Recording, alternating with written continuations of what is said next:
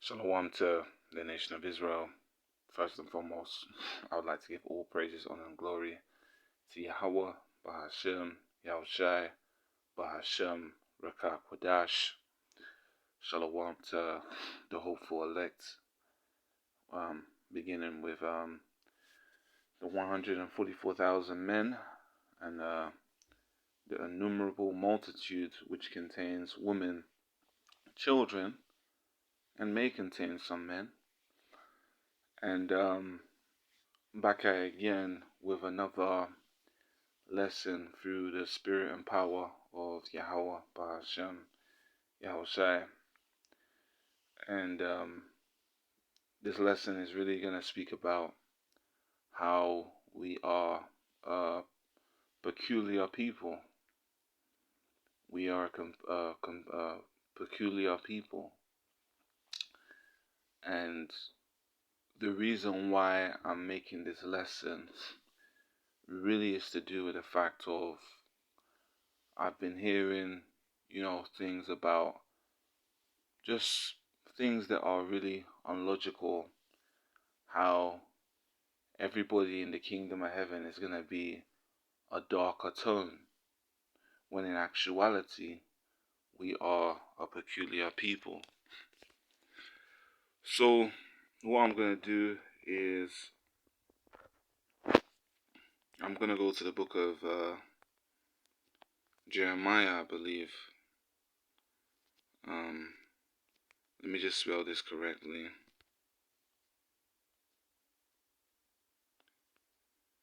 So, let's see if I can find it in the book of Jeremiah. And basically, the prophet Jeremiah goes into detail on, the families of Israel. Let me see if I can find that. I believe it's in the book of Jeremiah. He touches on the families of Israel. Yeah. Jeremiah chapter 2, starting at verse 4. It says, "Hear ye the word of the Lord, O house of Jacob, and all the families of the house of Israel." See, the families of the house of Israel. This is not a black thing.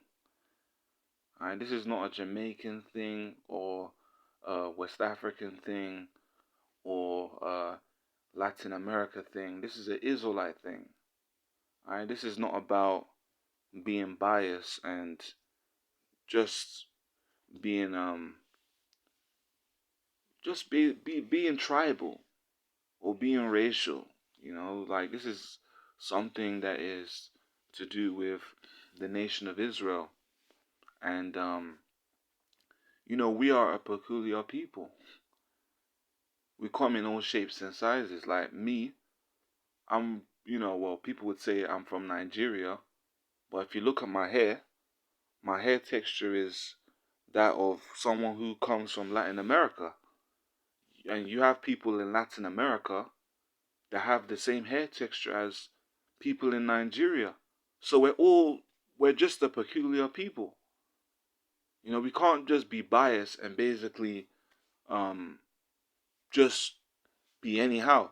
We have to basically move in the spirit of being able to understand and not just be tribal.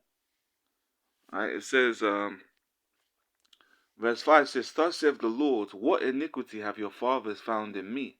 What? It's like that they are gone far from me and have walked after vanity and are become vain." Yeah, and you're becoming vain. Because what? Because the Lord don't look at the outward appearance. He looks at our heart, at the heart. Now let me get a scripture real quick.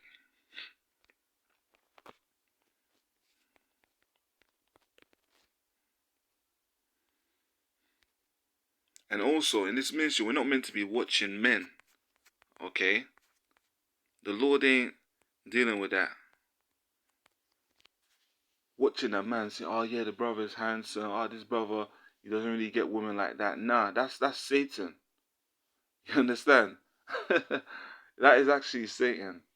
Sirach chapter 11, starting at verse 2, it says, "Commend not a man for his beauty." What does that mean, commend not a man for his beauty? That basically means if you see a man, don't be telling him, oh, he's handsome, oh, he can get this, he can get that. It's just, the Lord told you not to commend man for his beauty. He says, neither abhor a man for his outward appearance. That means don't underrate people.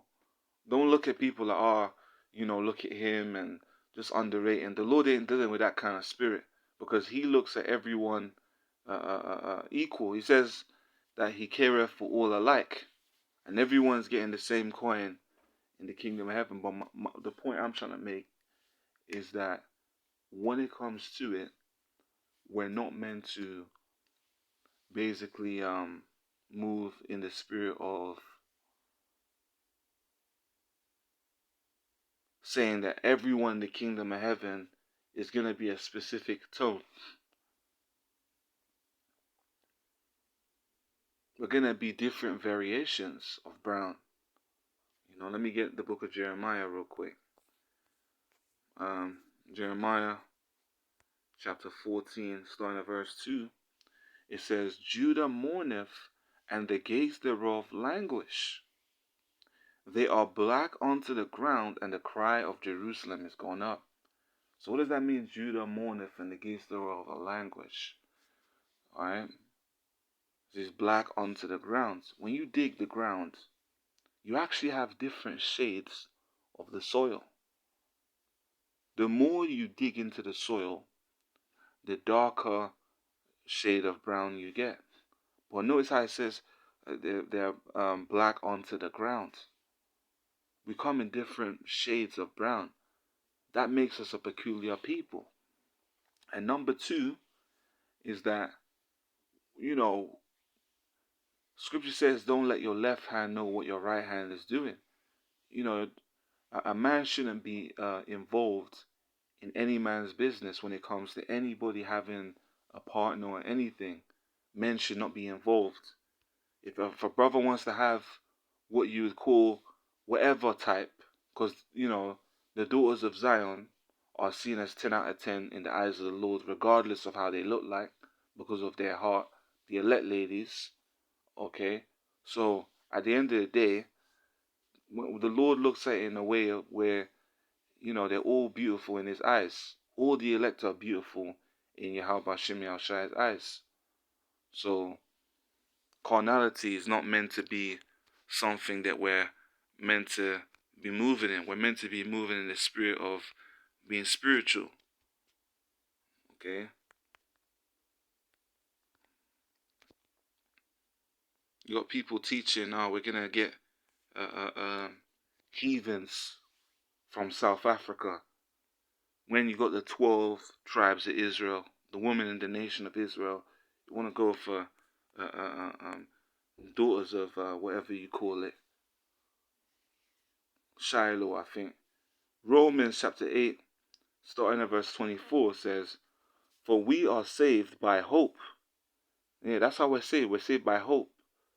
But hope that is seen is not hope. Yeah? What do you mean the hope that is not seen? Hope that is seen is not hope. We're calling ourselves the hopeful elect. Now, if you're saying that you are the elect, there's no point hoping anymore. Just relax, chill, don't make videos. Just do your thing. You're the elect, right? So just chill. For what a man seeth, why doth he yet hope for? So basically, if you can see that you're something, then what are you hoping for? There's no, hey man, you already made it, right? You're going to be standing at the gate. Verse 25, it says, But if we hope for that we not see, then do we with patience wait for it. So if we're hoping to be the elect, okay, we're not calling ourselves in any form of title or any form of high status. And if we hope with patience, Lord willing, that we're part of that number, then with patience, Lord willing, the Lord will confirm to us or show to us who we really are, And Lord willing, when the Lord returns, we're the elect. Because all the prophets in the Bible are the elect. Alright? Joshua is part of the elect. Ruth, Samuel is part of the elect. Nehemiah is part of the elect. Ezra is part of the elect. Esther, she's part of the elect. Isaiah is part of the elect. Jeremiah is part of the elect. Ezekiel is part of the elect. Daniel, Hosea, Amos, Joel, Obadiah, Jonah, Micah, Habakkuk, Zephaniah, Haggai, Zechariah, Malachi, Paul, Matthew, Mark, John, James, Peter, John, Jude. These men and sisters, these brothers and sisters, they're all parts of the elect. So if you claim to be any of these individuals in the scriptures, what are you hoping for? Because at the end of the day, it's like you're basically saying that you've made it. Now we know that our righteousness is like filthy rags. So women to be moving in the spirit of, having faith and not thinking that we're someone. Alright, it says before pride cometh destruction. So it says, likewise, the Spirit also helpeth our infirmities, for we know not that we should pray for as we ought, but the Spirit itself maketh intercession for us with groaning which cannot be uttered. And inwardly, the Spirit is crying for this place to be gone. But my point, the reason why I made this is that we are a peculiar people. And not only are we a peculiar people, we come in different shades and tones, and in those celestial bodies that the hopeful elect is going to have, there's no Bible verse that shows us that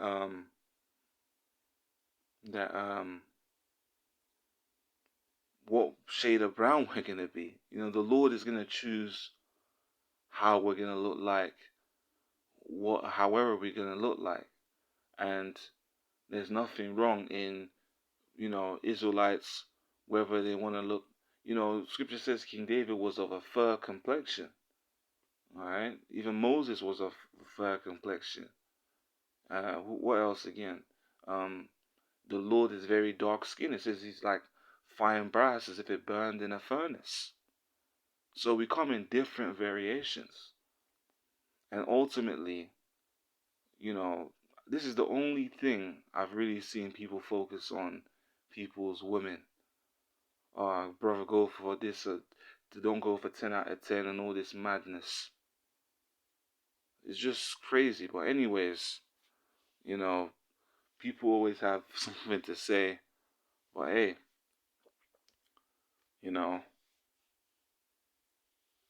the Lord is going to really reveal the truth when things come to the light, because even when it comes to the checkered garment, it's written inside the blue letter Bible. If you want to use that logic, you stole it from the Edomites then, because the blue letter Bible was made by a so-called white man. So it's like, you got men out there saying things are being stolen and stuff like that. But if you want to take it on that logic, things written in the blue letter Bible, you basically stole it from the Edomites if you want to use that logic. And everything is done for edification's sake. Everything is done for edification's sake. Okay?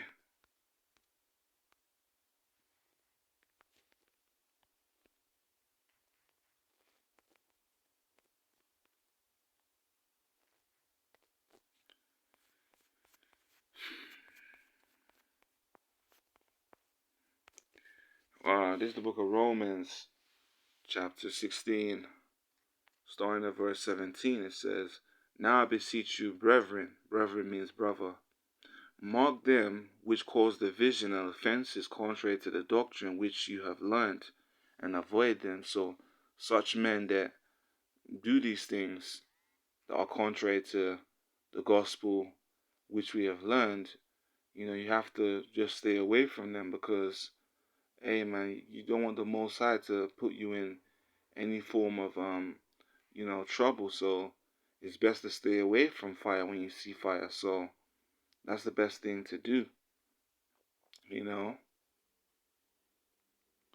Very important. Sorry, I'm just trying to find something real quick. So yeah, so the founder of the Blue Letter Bible was James Milligan. James Milligan. Let me see if I can search his how he looks like. James Milligan. Yeah, James Milligan looks like a Caucasian. Yeah, James Milligan, he looks like a Caucasian. So, a so-called white man wrote check it on the Blue Letter Bible.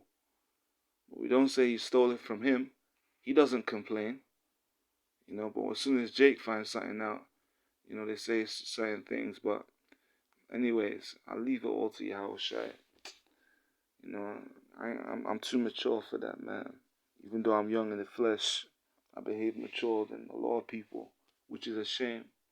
But anyways, call Elohim La Yabashim Yahushua. I hope this video was edifying. Shalom.